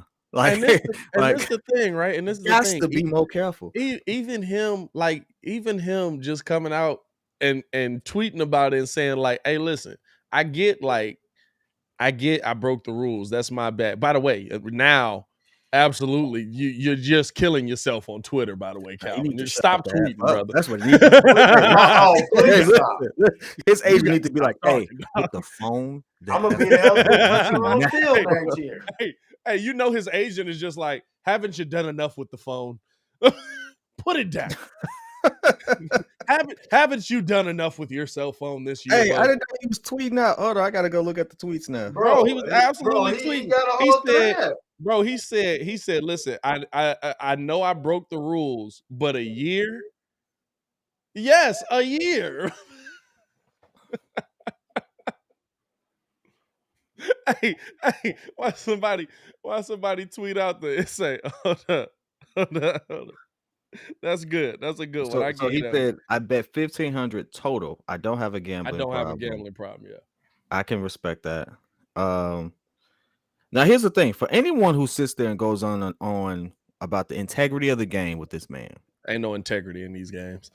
But we just sat there and heard Brian Flores say that he was getting paid to tank. Yeah. And another coach say the same thing. Ain't no way in the world you're gonna sit there and talk to me about integrity. There's no integrity in these games. I mean, listen, the NFL is in bed with the gambling organizations that set the money lines on the game with the referees they pay in the game. Where's the integrity there? You telling me if Roger Goodell he placed a legal bet in Florida with Hard Rock? They notified Genius Sports, who oversees betting integrity of the NFL. Ridley placed 3, 5, and 8 game parlay bets that did include the Falcons, per source. He bet on them to win, and I was told by the fact that didn't have a material impact on the suspension anyway. Yeah. So I don't know. You know what I'm saying? I don't know. My thing is just like, stay off Twitter, my boy. Hey, the funny thing is somebody tweeted out, they said Calvin Ridley placing a bet and then calling Matt Ryan, telling him to play like trash. Said Matt Ryan on the phone was like, shit, Negro, that's all you had to say. Hey, that's an A-level tweet. I give you that one, sir. I applaud you for that one. Yo. I applaud you for that one. That is an A+ level tweet. Said Matt Ryan hopped on the phone. Oh yeah, no, dog. Yeah, there's nothing about morals involved in this, right? Again, the NFL is finding someone who was dumb enough. But the owners are part of the sports gambling thing too. Yeah, that's why I said there's no integrity in any of this. No, everybody help me make sense of this. You on ownership could be financially incentivized and own a sports book. Are you not also betting on games? Well, they don't own it. There's a partnership. You can't be a part of the you can't like be the Bears are trying to get that same little you did going in Arlington, right? It's a partnership. But why have the partnership? Why blur the lines? Because people want to gamble at games. So that's the only reason. That's where the integrity of this whole thing. Why can't I bet on myself to win? I'm betting on myself. Because then you get somebody that's gonna bet on themselves to lose. Yeah, I'm saying. Okay, if you betting on myself to lose gives the opportunity for me to say, you know what? Yeah, if I just drop this pass right here, boom. But if I'm betting on myself to win, I am even more financially incentivized to go out there and actually perform at a high level. You want to know how Mike averaged 30 for a career? I bet you he did that. Mike was like, I got 100 grand on this game. You about to absolutely get 50. Hey, that's why all them games where they be like, Mike told me he was gonna score 50 on me. He scored 48 and he was upset. And it was like, he wasn't mad at you. He was mad that he lost that $100,000 parlay. Oh God. I want to get big enough to the point where I can sit next to Mike and be like, hey Mike, tell the truth, dog. At this point, it ain't gonna hurt nothing. You bet on them games, didn't you? You bet on them games. Come on, baby. It's just me and you. It's just me and you in the world at this point. But it's just me and you. You bet on them games, didn't you? There's a reason why you sat there and counted backwards against Stacey King, and it wasn't because you was bored. Hey, he'll never admit to it because even now as an owner, he's still a part of the NBA. Man, I gotta wait till that man get on his deathbed. I hate to say it that way. Mike, I hate to say it that way. Mike, I'm you not gotta trying to tell us, on Mike. that man at all. But I gotta catch that man at a moment where I know he has nothing to lose. And when you know you facing your mortality, you say anything. Hey, so at that point, I'm like, hey, Mike. Now listen. I'm gonna be 50 years old. Hey, Mike. So check this out. On this day, right? I know you remember because you probably got a bookie for it, but you bet on that game, didn't you? You didn't bet on that game? You mean to tell? I bet. Hey, blink twice if you did. Once if you didn't. Hey, I've met Mike 3 times. Hey, the worst thing would be like, you'd be like, blink twice if you did, once if you didn't. And then, like, he'll just close his eyes and nothing else happened. Like, he died right there. He's like, dang it, I will never know. From the way I know Mike, though, if he throw a drink at me, he did it. If he just sit there and smile, that means he did it too.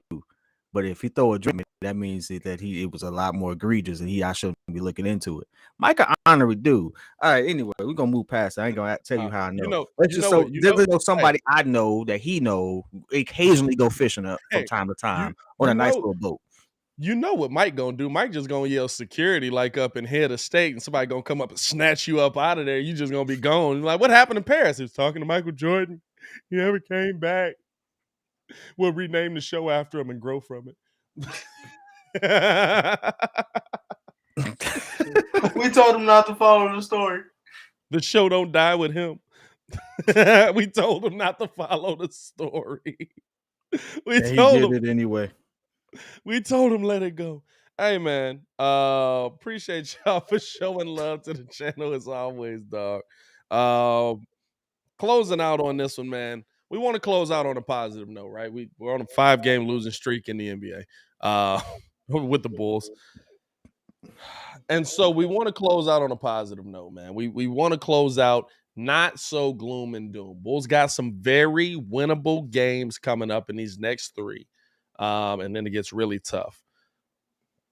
What do the Bulls in these next 3 games have to do to right the ship and keep that momentum going into those tougher games that they're going to play?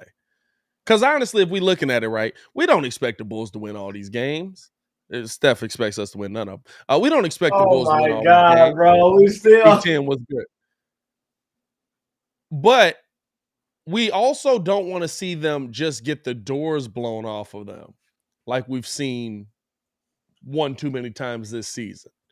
What do the Bulls have to get right in these next 3 games that they'll be able to carry over into those tougher games and be able to remain competitive? I think the first thing is the first thing is following the defensive game plan. Like Billy said, whatever the defensive game plan is, follow that.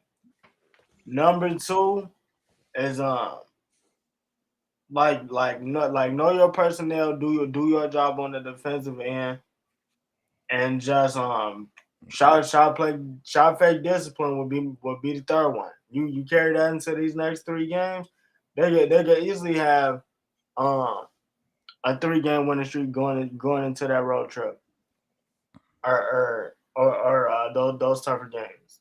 I mean, and that's actually all it is to me, to be honest. I'll jump in. For me, I'm not so much. I've detached myself from seeding unless we're in playing, a situation. So I frankly don't care whether we're first. I frankly don't care if we're 6. We haven't been in the playoffs in a while. So being in the playoffs is a success. So we just have to solidify that. I am much more concerned about chemistry and camaraderie and people just understanding their roles on the floor and sticking to it. I know Billy said sticking to a game plan, stuff like that, but all of that plays a part. I'm also worried about health. Zach is shooting 40% from 3, and that's great. But you can't tell me that oftentimes he's not favoring that shot simply because it takes too much effort to go to the paint. And we can see how he is. Now, this is speculation, but you can just watch the games. Look at how he runs, look at stuff like that. Look at how uncomfortable he looks at times, making certain movements. It's there. It's obvious to me.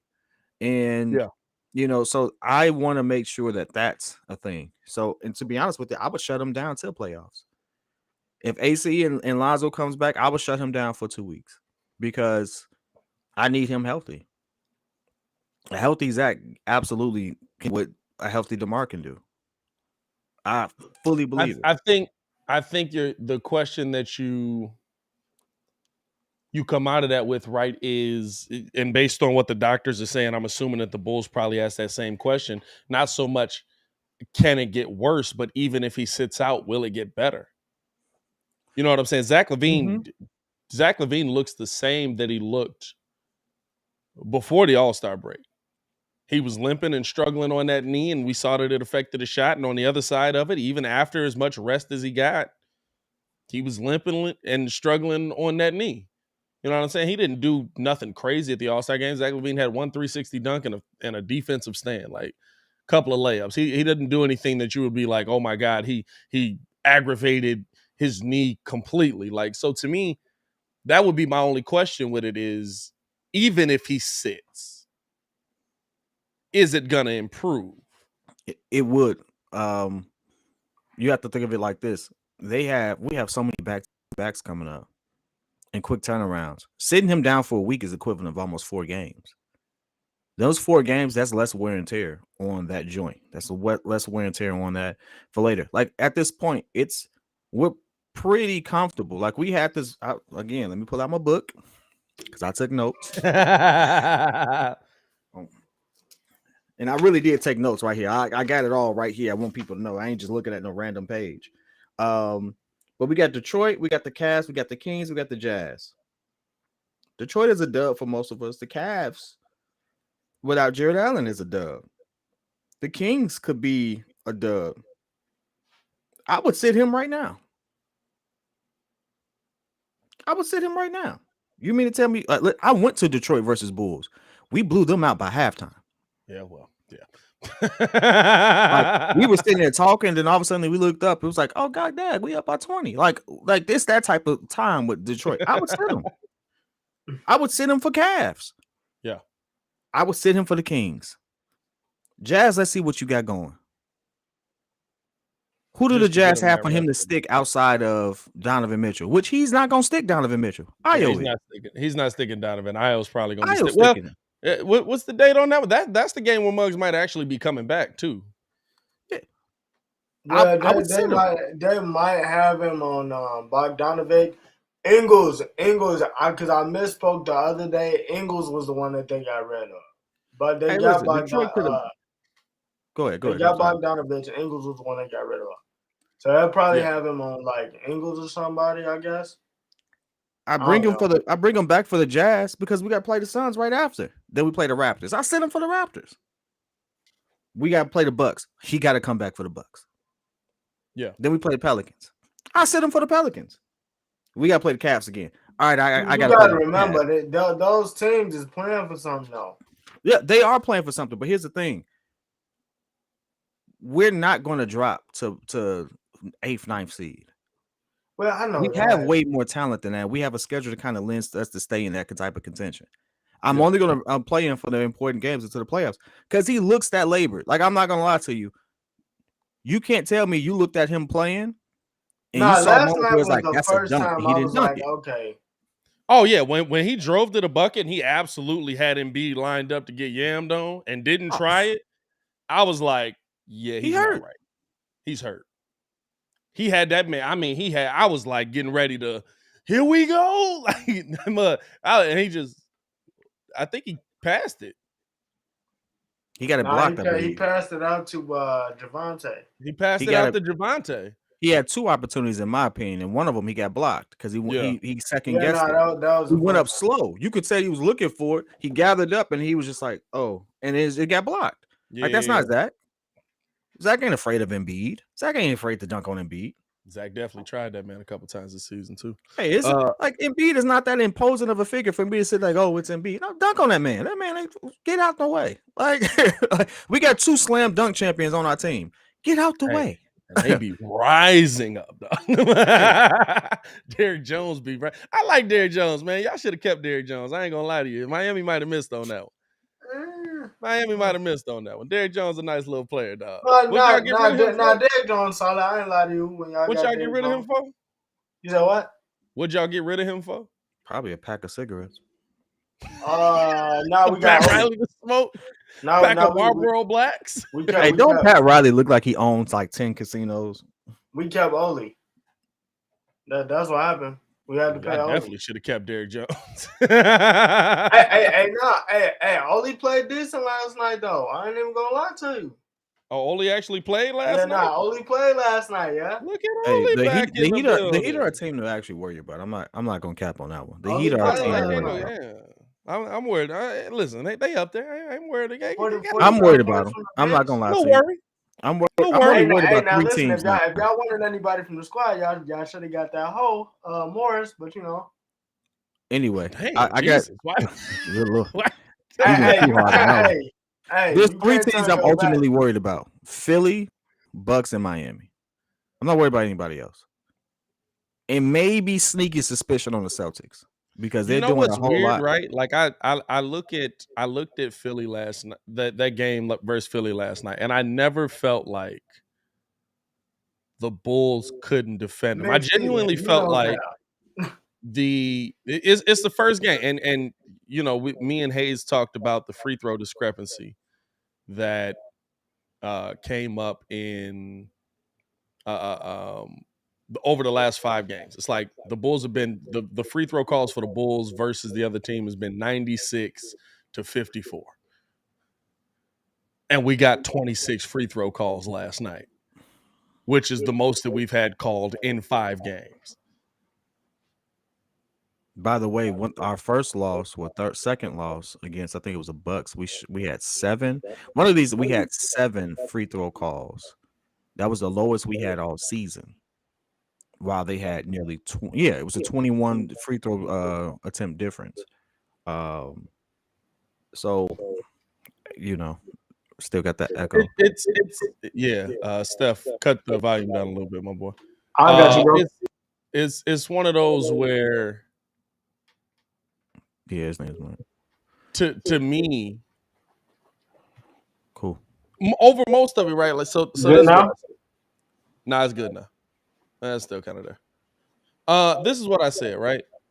The versus the Hawks, Billy Donovan said, we got to stop fouling them on one end, and we got to attack the bucket on the other.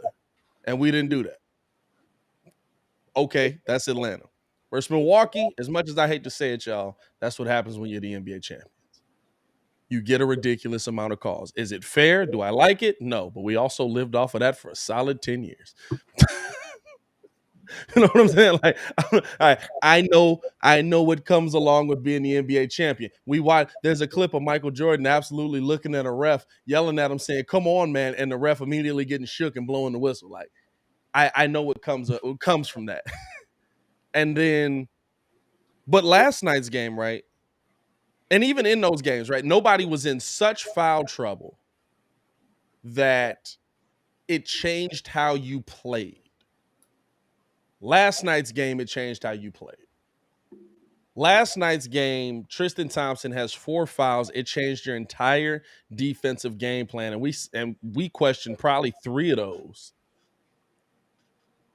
He had 4 fouls in the first quarter and a half, and we questioned probably 3 of those, saying, "Hey, look, I don't think. What are we calling here? Or at least call it for Tristan on the other end." And they weren't doing that. So, like, it legitimately changed how the Bulls played. And I think that's the first game we really can say that. Like, yeah, they got 33 free throws in the Bucks game, but we also lost by 4. And there was a ton of stuff we could have done to get the dub there. Every once in a while, you just have to admit when a team has your number. Yeah. I think nobody. What? What? I don't know. I had to mute him real quick because he got extremely loud for a second. Hey, Steph, I need you to adjust your volume, my boy. No one explains that better than Charles Barkley. Charles Barkley has really, done a great job explaining when sometimes a team just has your number. You just don't match up well against them. I think Kenny kind of second that. Shaq is always on this Superman stuff. But, like no one could really match up with the Rockets back in the day. Hakeem was just that type of player. You really couldn't match up with them. It was something about them. They didn't have the best record in the West when they won. They didn't have the best record of the rest either time when they won. But there was just something about him that you just couldn't really game plan for. Yeah. And he would just destroy people. Embiid has that. You don't really know what it is at times because it's like he beats us in different ways. One game, he beats us shooting outside the paint. Next game, he's beating us in the paint. Other game, he's beating us because he gets to the free throw line so freaking much. Like, you never really have that one thing that he's like, he's going to do this if we shut this down. Embiid is a freak of nature. He's too tall. He's tall. He's a big man, so he's tall, who could dribble like a guard. Probably not like KD, but he could dribble like a guard. He has outside post moves. He has inner post moves. Whoa. I'm trying to tell you. I'm trying to tell you. We got breaking news. Hear me? We got breaking news. Hear me? Oh, we hear you. Hey, so pending a physical, Russell Wilson is going to the Denver Broncos. Pending a physical and Russell Wilson's approval, he is going to the Denver Broncos. Well,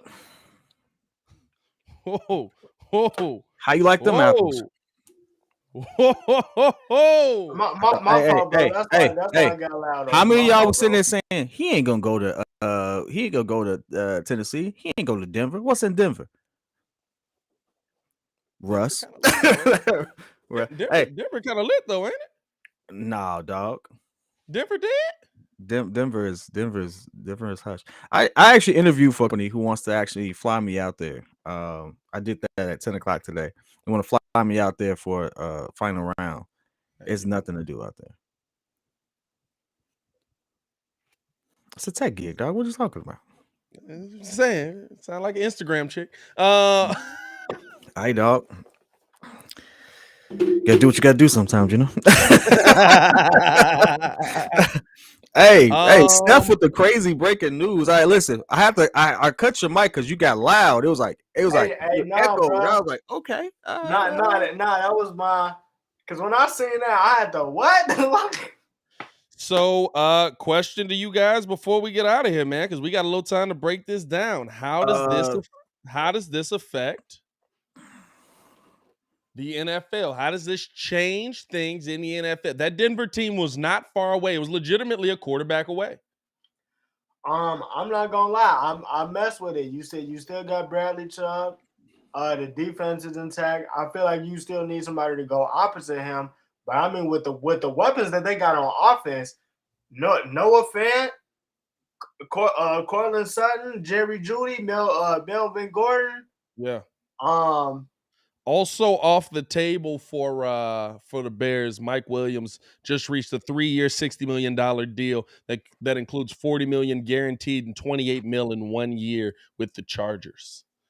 So he's now off the table at the wide receiver position for you. But that is it's Denver crazy. had all the tools you They're needed definitely to be in contention competitive next year. They have a ready-made defense. Yeah. They got a ready-made defense. All the weapons that I just mentioned, and legitimately, we've been saying for about 2-3 years now. Hey, bro, they get a quarterback. They can make some noise. So they took their shot, and hey, it went in. So definitely contenders in my book. Here's the weird thing, right? How does Denver keep doing this? I don't know, but shout out to GM. Bro, GM is the GOAT. Done this 4 times. GM is the GOAT. On God, they are. Every time they put themselves in a position, hey, we just need somebody to stay in this pocket, baby. Just stay in this pocket. You gonna stay in this pocket? Championship. Pay me my money. You know what I'm saying? Go get Peyton Manning. And then what are we gonna do? Go get Russell Wilson. So here's the question now in the NFC. What does Seattle do? Does this mean full rebuild now? I think Pete Carroll's gone. I could see it now. I think Pete's gone. I could see it now. Pete's because listen, I could see it because is Pete gonna want to be a part of a full-on rebuild? You know what I'm saying? Like, man, Pete going back to college. Man, Pete might be going home, dog. Pete is 70-some years old, dog. He ain't got nothing to do. Pete might be going home. Hey, I am hearing that Trubisky is either going to I did hear that yesterday. Trubisky going to Seattle, or Trubisky going to because Denver was one of the teams, but if they got Russ. I mean, here's the thing. If you Mitch, do you want to go to the running? What was Russell Wilson doing? Like, that tells you how good of a quarterback Russell Wilson is. You know what I'm saying? Like, Russell Wilson was a good quarterback, knowing good and dang well the dudes in front of him were not protecting him. Mitch, you want to go to that? You know what I'm saying? I think Mitch to the either to the Colts or to Washington makes the most sense for him, probably. Or not Washington. Well, no, Denver was the other piece I did say, didn't I? That was another team I said. I said the Colts, and I said who?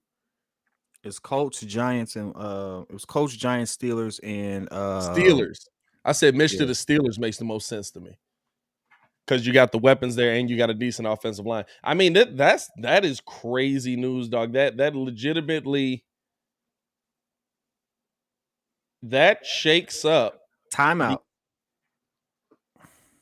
This is what we're not saying. What we got? Massive haul, including multiple first-round draft picks plus additional picks, and that's what I was waiting for. I didn't see what was going back. So you got to understand. First of all, shout out to him for wanting to be in competition in the AFC. The AFC is loaded. Yeah, you really. Hey, listen, you going up there to do. You went to the wrong. Bro, that's the one thing I will say. This. You went to the wrong. Patrick now, Mahomes, here's the thing, right? Here's the thing. It's Patrick Mahomes, Josh Allen, Lamar Jackson. Here's the thing, though. It's not him yet. It's pending. The deal is done. Owners got the deal done. GM's got the deal done. It's pending a physical and pending Russ giving it the okay. If you're Russ, are you giving it the okay? Yeah, I'm getting the heck out of path to the Super Bowl is not easier the most over there. He's had on the team since he's been in the league. I'm definitely giving that an okay. I'm gone. Here's the thing you're also thinking. Entirely new coaching staff being put in place. You have no idea if your head coach can coach. This is a brand new coach that's in the building. This is the Packers OC. And why can't I think of his name right now? It's not Luke Getsy. We got him.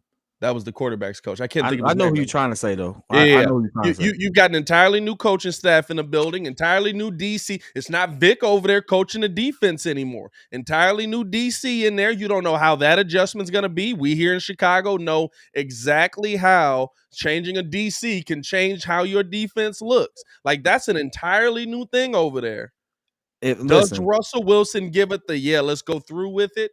Even with the Hall coming back, or does he say, nah, dog, I'm not going to a brand new situation? Nathaniel Hackett. Yeah, that's why I couldn't remember. That man got a name like he cut wood in the forest, dog. He probably does. Nathaniel Hackett. He was working with Green Bay. He probably does. Listen, I tell you the truth. We have to start considering the fact that happiness is a thing. What did Russ want? He wanted a little more autonomy within his role. Yeah. He wanted his opinion actually mean something. He is a Super Bowl winning quarterback. He is a legendary quarterback. People just keep disrespecting. Yeah. People don't understand. He did do something that doesn't normally get done early in his career. Yeah. And he's been a pretty freaking good quarterback. Even injured, he put up pretty freaking good numbers. You call one audible and you got 2 Super Bowl rings. He didn't call that play, but you know what? He should. I bet you he won't be in that situation again. You call one audible. If he gets on the first yard line on the for a Super Bowl, I bet you he run it himself if he has to. All I'm saying is this: when I tell people, he was like, "Well, Sierra's not gonna do this." Sierra doesn't have a say in that decision. It's not just about her. That man's life is not predicated on Sierra. He has his own thing to play for. Like. Yeah, if it was all about Sierra, he'd be going to New York. He'd try to fight his way to LA. Like, let's be realistic about it. He still has to live his own life. He has to be in a situation where he's comfortable and happy and have the chance to win.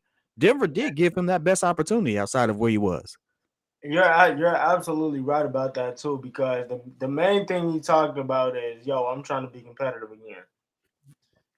That was the main thing he talked about. Now, I'm not gonna lie, going to the I don't like it, but I don't see any other better option. It's just not now that the AFC is clear cut, so much clear cut better than the NFC now. It's ridiculous. Here's the thing: if you're willing to go, which I'm very fine with, easier path for me to get to the Super Bowl. If you're clear cut, okay with going to a city that now I don't know nothing about Denver. I'm gonna be real with you. I don't know if it's lit or not. But if you're clear cut, okay, going to a city that's blah. There's 2 better teams that you could have gone to that have established head coaches that are already have their system in place and ready to go. You could have gone to the Colts or you could have gone to the Steelers. both of which have better weapons than Denver has, both of which have better offensive lines than Denver has, both of which you're going into absolutely being the man. You know what I'm saying? And Mike Tomlin has his thing on a string, and we give him respect for being Mike Tomlin, but Mike Tomlin has his organization on a string. Mike Tomlin knows what he's doing, and I respect Mike. This is not a knock on Mike, but Mike has his own system of way he wants to do things, and you have to give him credit for it. Yeah, Ben worked within that offense toward the later ends of his career, and that just is what it is. I think Denver is going to, for one, John Elway's presence and stuff like that. They're going to have a level of connection that obviously he just can't connect with Mike Tomlin on. Mike was never at that level of a professional, or he's not a QB. You know what I'm trying to say? I'm not trying to clown the man. That's a different level of connection. He's going to be in the realm of a legendary QB to absolutely, progress his career. I think for what fits him, his style, and what I get the sense of who Russell is, that's the best situation. Could there be a better fit? Sure, I give you that if you just look at the paper of it. But you look at the personalities and stuff involved, Denver is like a right fit. Like when you say Russell Wilson and you say Denver, it kind of like you can see it. You see it easily. When you say Russell Wilson and Steelers, right? You don't really get that edge from it. Like it's we can see it. The question is, does Russ see it? You know what I'm saying? We still haven't, like I said, we still haven't gotten the okay that Russell Wilson has said, yeah, no, let's go to Denver. Drew Lock has been traded to Seattle as part of the Russell Wilson deal. Okay, that sounds terrible. Drew Lock could have been traded anywhere. It doesn't matter. But you know what? Like I want to see this. Y'all talked about Aaron Rodgers getting his $200 million. Yeah, we already did that. Yeah, no, we did that. What the fuck is going on over there? Hey man, they brought that man back. What you want me to do? What is that? What are they doing, dog? They brought that man back. What you want them to do? Why they draft this dude to sit him on the pine for 7 years? Because they realized that kid ain't gonna be ready for nothing at the end of this 7 years. He ain't gonna be on that team probably after this season because it's the end of his contract too. Hey, they gotta have somebody. Jordan Love doesn't need to happen. No, they gotta have somebody. And the kid apparently ain't ready. You just go, which I think is egregious for people to say if we ain't really got a chance to see him. Let him play 2-3 games and then we can say he ain't ready. But I mean, clearly, but that's what I was telling. That's what I was telling Baki though, because you got to remember, Brett Favre retired and unretired like 3 times. Aaron Rodgers sat on the bench for 3 years. Yeah, Aaron Rodgers legitimately had to deal with Brett. Hey, that's why Aaron on this. I ain't mad at him. Aaron is being the pettiest part. Listen, shout to him for absolutely being petty. He got 100. Absolutely being petty. He got 153 million guaranteed. Hey, I'll be back too. And he structured his contract so they can re-sign Devontae Adams to a long-term deal. I'll be back too.